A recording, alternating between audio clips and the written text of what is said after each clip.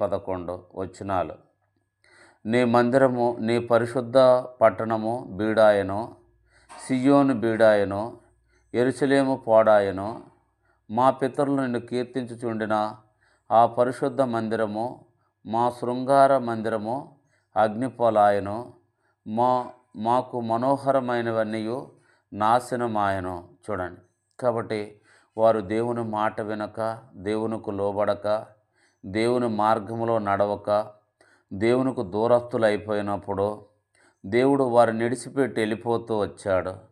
అప్పుడు తమ శత్రువులు వచ్చి వారి పరిశుద్ధ పట్టణాన్ని బీడుగా చేస్తూ వచ్చారు, సియోన్ని బీడుగా చేస్తూ వచ్చారు, యెరూషలేమును పాడైన స్థలముగా చేస్తూ వచ్చారు. వారి పితరులు కీర్తించిన పరిశుద్ధ స్థలాన్ని, శృంగార మందిరాన్ని అగ్ని చేత కాల్చివేస్తూ వచ్చారు. వారి మనోహర